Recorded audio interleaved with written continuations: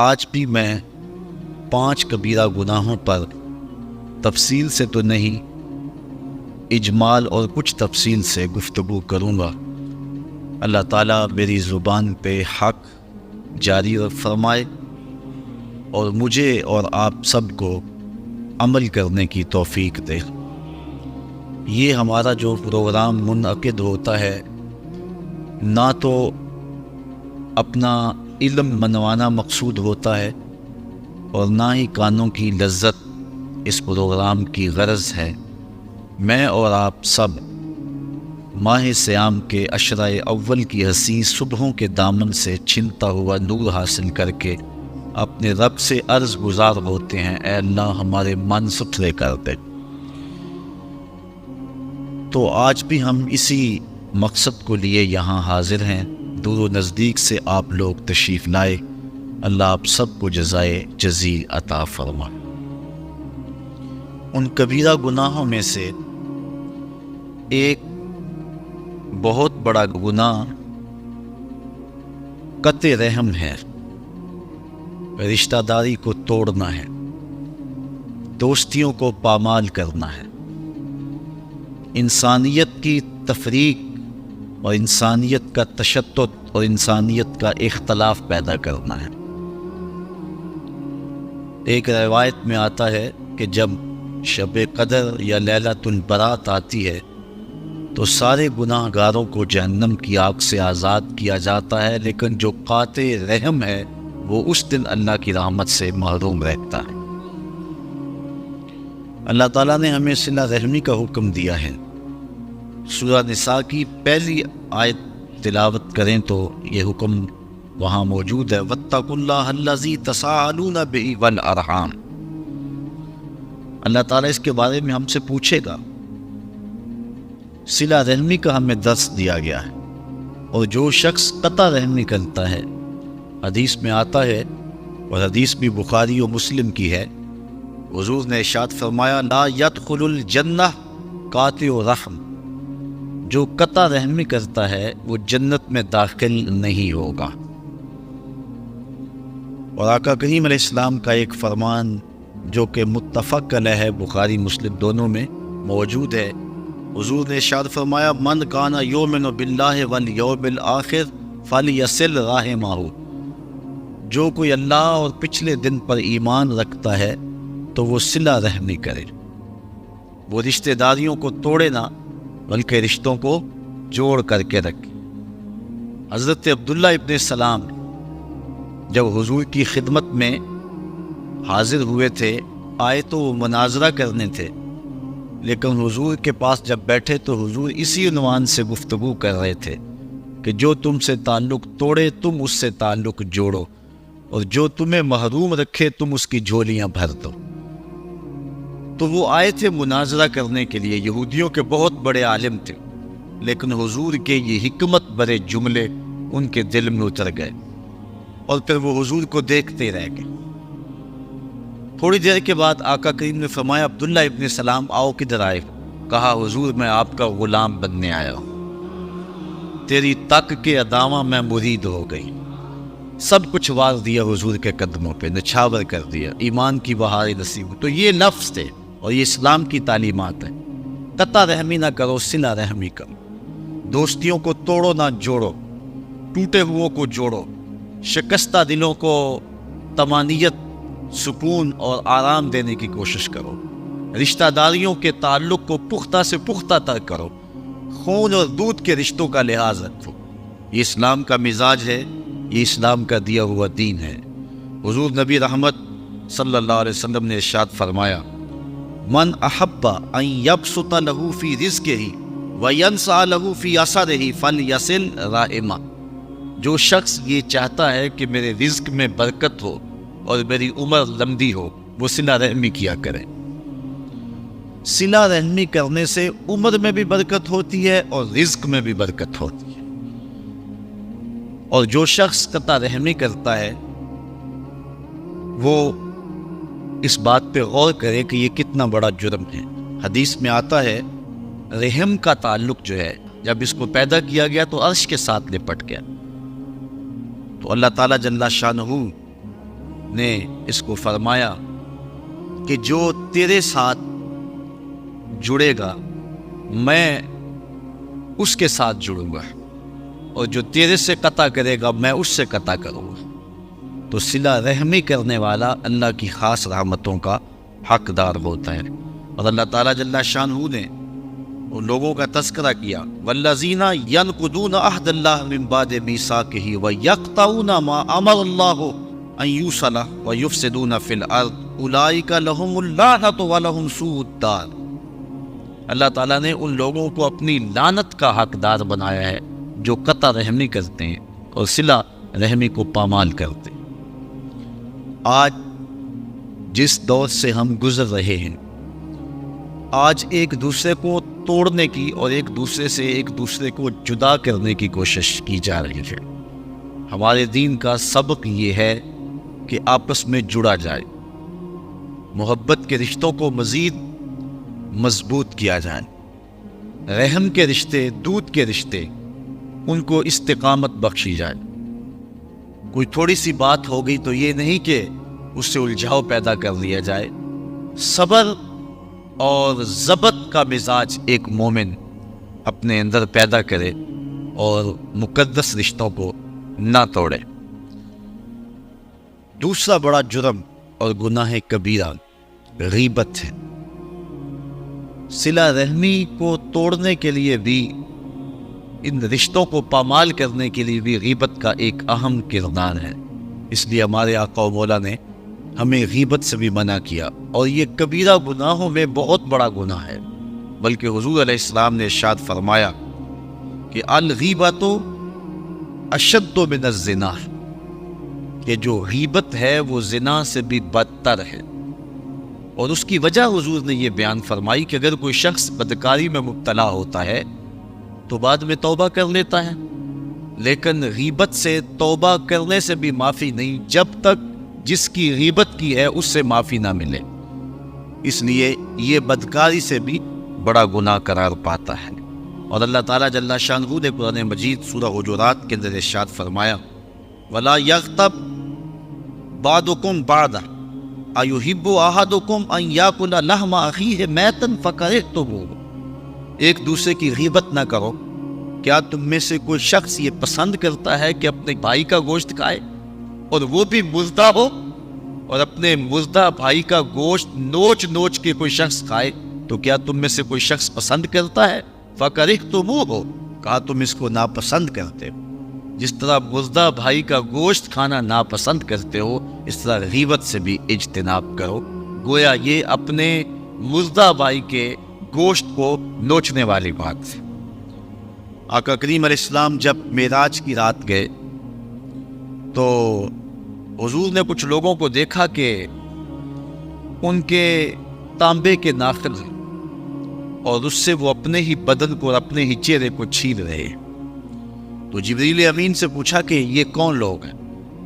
حضرت جبریل امین نے حضور کی خدمت میں عرض کی، ہؤلاء الذین یغتابون الناس ویقعون فی اعراضہم، یہ وہ لوگ ہیں جو لوگوں کی غیبت کیا کرتے تھے۔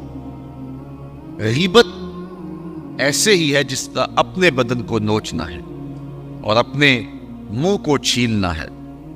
آقا کریم کا یہ فرمان بھی سنیے۔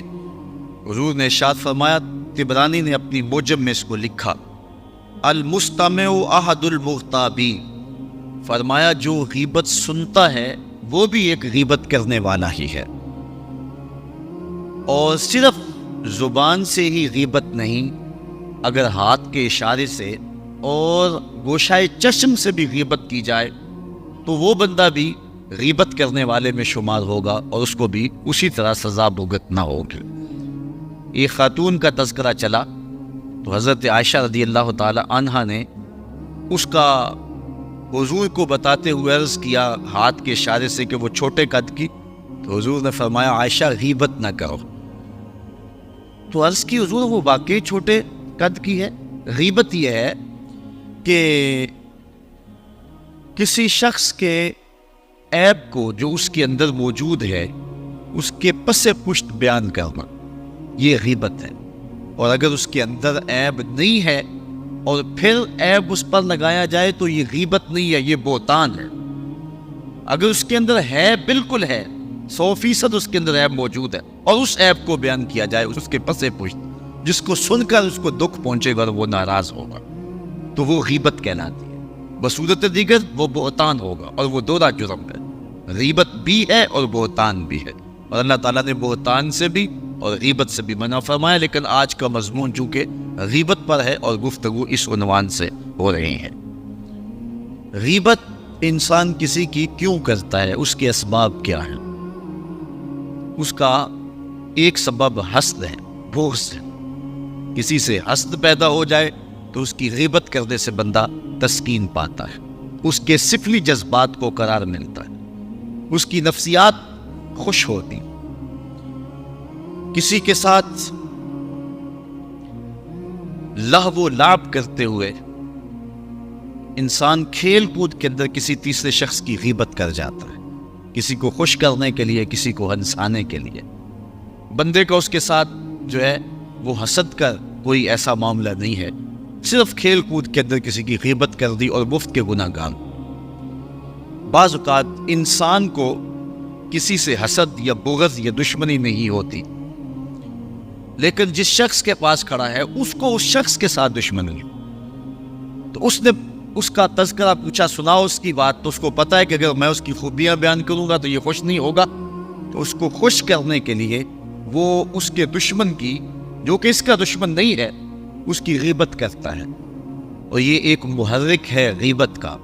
خوش اس کو کرتا ہے، ناراض اپنے رب کو کرتا ہے۔ یہ کتنا بڑا جرم ہے جو اس نے کیا۔ بعض لوگ محض استہزاء کے طور پہ کسی کو حقیر بنانے کے لیے اس کی غیبت کرتے ہیں، یہ بھی ایک محرک ہے۔ جس کے ساتھ عناد ہو، دشمنی ہو، اس کی تحقیر کرتے ہوئے اس کی غیبت کرتی۔ بعض لوگ اپنا تفوق اور اپنی کسی صلاحیت کو اجاگر کرنے کے لیے کسی دوسرے کی غیبت کرتے ہیں، اصل وہ خود کمزور ہوتے ہیں۔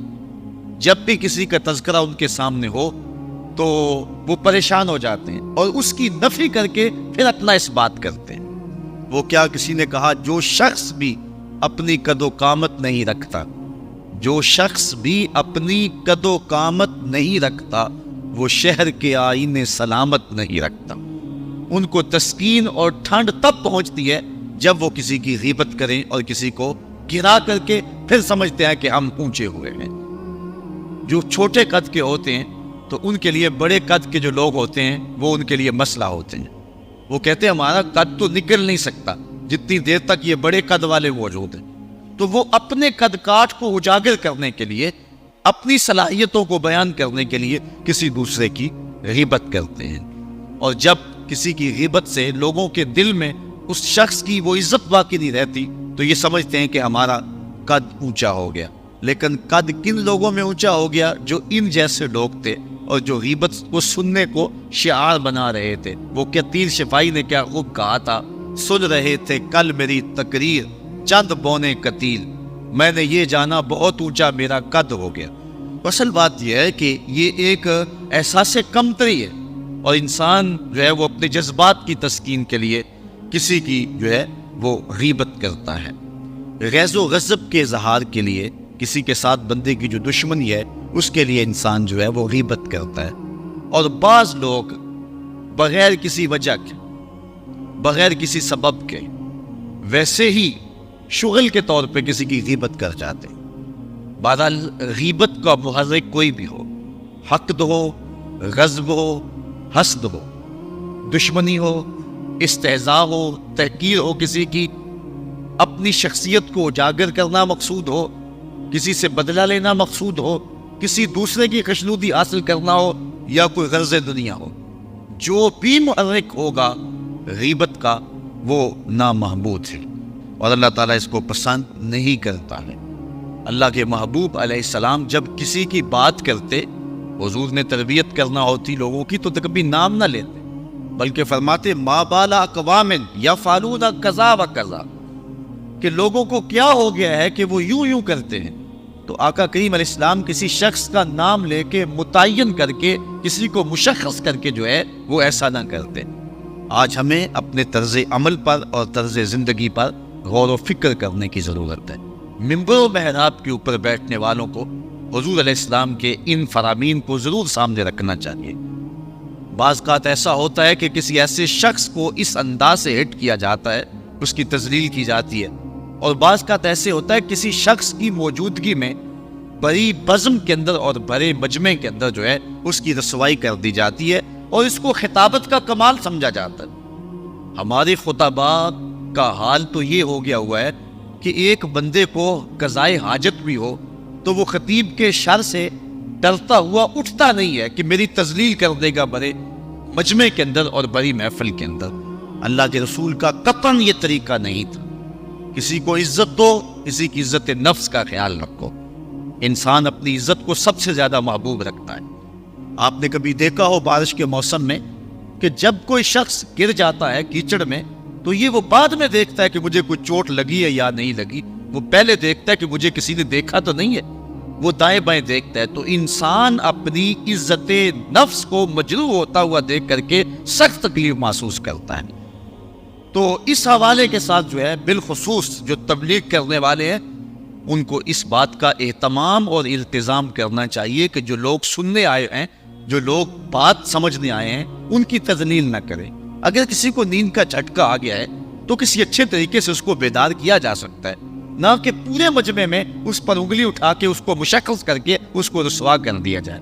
کس کو ضروری کام کے لیے جانا پڑ گیا ہے تو اس کی تذلیل کر دی جائے، یہ اللہ کے رسول کا قطعاً طریقہ نہیں تھا۔ آقا کریم علیہ السلام محبت کا درس دینے آئے تھے، اور یہ عموماً ہماری مساجد کے اندر بھی رواج ہے۔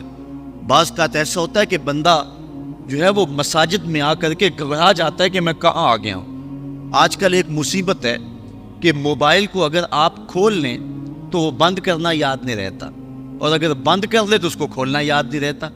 ہر بندے کی کوشش تو یہی ہوتی ہے کہ وہ نماز میں کھڑا ہونے لگا ہے تو موبائل بند کر لے، لیکن کبھی ایسا بھی ہو جاتا ہے کہ وہ بند نہیں کر پاتا، تو بعض کا تو حالت نماز میں بیل آ جاتی ہے، اور جس کے موبائل پہ بیل آ رہی ہوتی ہے وہ سخت پریشان ہوتا ہے اور عجیب اس کے لیے حالت ہوتی ہے۔ لیکن جب سلام پھرتا ہے تو سارے نمازی جس طرح اس کی طرف دیکھتے ہیں اور اس کو جس طرح وہ کوستے ہیں، اور دو چار آدمی بول پڑتے اور اس انداز سے اس کی تذلیل کرتے ہیں کہ وہ سوچتا ہے کہ اگر زمین میں جذب ہونے کا موقع ملے تو میں جذب بھی ہو جاؤں، میں اس بڑی بزم کے اندر رسوا ہو رہا ہوں۔ حالانکہ اسے پتا ہے کہ یہ ایک غلطی ہو گئی ہے اور سستی کی وجہ سے ایسا ہوا ہے، قصداً اس نے ایسا نہیں کیا۔ اللہ کے محبوب کا قطر یہ طریقہ نہیں۔ آقا کریم تشریف لائے تو مسجد نبوی کے اندر ایک بدو، ایک دیہاتی جو آداب نہیں جانتا تھا، وہ مسجد کے صحن کے اندر پیشاب کرنے کے لیے بیٹھ گیا۔ صحابہ اس کی طرف دوڑے تو آقا کریم نے فرمایا رک جاؤ، اب وہ بیٹھ گیا تو اس کو کر لینے دو، اور جب چلا جائے گا تو اس کے کیے پہ پانی بہا دینا۔ یہ نہیں دیکھیے کہ ایک شخص اگر پیشاب بیٹھ گیا اور وہ بھی مسجد میں بیٹھ گیا تو آقا کریم نے فرمایا کہ داہو، چھوڑ دو اسے، کچھ نہ کہو اس کو، اب بیٹھ گیا تو اس کو کر لینے دو۔ اور ہمارا حال یہ ہے کہ ہمارے موبائل پہ اگر بیل بھی آ جائے تو یقین جانے اتنی مصیبت بنتی ہے۔ خود میرے ساتھ یہ ایک مرتبہ ایسا ہوا، لاہور کی ایک مسجد میں نماز پڑھنے کے لیے رکا اور موبائل پہ آ گئی بیل، اور یہ جو بیل کرنے والے ہیں وہ بھی حکم یہ ہے کسی گھر کا دروازہ 3 مرتبہ کھٹکھٹائیں، اگر آگے سے جواب نہ آئے تو واپس آ جائے۔ تو یہ بھی ایک دروازے کی صورت ہے، 3 مرتبہ کسی کو بیل کریں، اگر کوئی نہیں آگے سے اٹینڈ کرتا تو بس کر لے۔ تو بعض لوگ پھر جانے نہیں چھوڑتے اور عجیب صورتحال بن جاتی ہے، اور ادھر سے نمازی اور عجیب سی کیفیت۔ اور پھر کیا ہوا، جب سلام پھرا نا تو پھر جو حال کیا ان لوگوں نے میری جانب، جس طرح گور کے دیکھے کہ کہاں جائیں گے، کوئی ادھر سے کوئی مسئلہ بتا رہا ہے، کوئی ادھر سے مسئلہ بتا رہا ہے، تو عجیب قسم کا رنگ ڈھنگ بن گیا، بہت پرانی بات ہے۔ تو بہرحال جو ہے وہ یہ ایک عجیب سی صورتحال ہے۔ اس طرح ہمارے واعظین کا بھی طریقہ ہے، اور یہی وجہ ہے کہ لوگ ان کی مجالس کے اندر جو ہے وہ آتے نہیں اور بھاگ گئے ہیں، اس طرح لوگوں کی تذلیل کرتے ہیں اور اس طرح جو ہے وہ لوگوں کو رسوا کر کے رکھ دیتے ہیں۔ ہر شخص کا اپنا مزاج ہے۔ دیکھیے، کوئی آدمی سبحان اللہ کہہ کے اپنے جذبے کا اظہار کرتا ہے، کوئی آدمی صرف سر ہلانے پہ اکتفا کرتا ہے، کوئی ایسا بھی ہے کہ جو بات کو سوچتا ہے اور اندر اندر جو ہے وہ اس بات کو اتارنے کی کوشش کر رہا ہے، اور کوئی ایسا بھی ہے جو آنسو بہا کے داد دیتا ہے، اور ایسا بھی کوئی ہو سکتا ہے جس کو تمہاری بات پسند بھی نہ آئے۔ لازمی تو نہیں ہے، مسلط تو نہیں ہے بات، اس لیے تم لوگوں کے اوپر چھوڑ دو نا بات۔ اور تم نے یہ کہا کہ بس سبحان اللہ کہنا اور ہاتھ کھڑے کر کے کہنا اور ہاتھ بھی دونوں، اور پھر ہمارے نقیب جو حال کرتے ہیں یہ ٹکڑے ہیں. یہ میرا مضمون تو نہیں ہے لیکن مضمون کے ضمن میں بات آگے تو میں کر رہا ہوں. وہ جس طرح وہ کرتے ہیں کہ جس نے مدینے جانا ہے وہ ہاتھ کھڑا کرے. ایک مجلس میں نے کہا میں مدینے جانا بھی ہے اور ہاتھ بھی نہیں کھڑا کرتا. یہ کوئی لازم ہے کہ جو ہے وہ تمہارے کہنے کے ساتھ مجھے ٹکٹ مل جائے گی؟ اور عجیب سی کہانی ہے. تو یہ عجیب ایک صورتحال بنی. ہم نے اس کلچر کو بدلنے کی کوشش کرنی ہے، اس ماحول کو بدلنے کی کوشش کرنی ہے. اور میں اس حدیث کے ضمن میں یہ ساری تشریحات رکھی ہیں کہ حضور اگر کسی شخص کو کچھ کہنا بھی ہوتا، اس کی کچھ غلطی بھی ہوتی اور ٹوکنا بھی ہوتا، تو حضور فرماتے ما بال اقوام یفعلون کذا و کذا، قوم کو کیا ہو گیا ہے کہ وہ ایسے ایسے کرتے ہیں. تو حضور اس شخص کا نام نہ لیتے، اس کو مشخص نہ کرتے، تو اس کو رسوا نہ کرتے. یہ آقا کریم کا طریقہ ہے.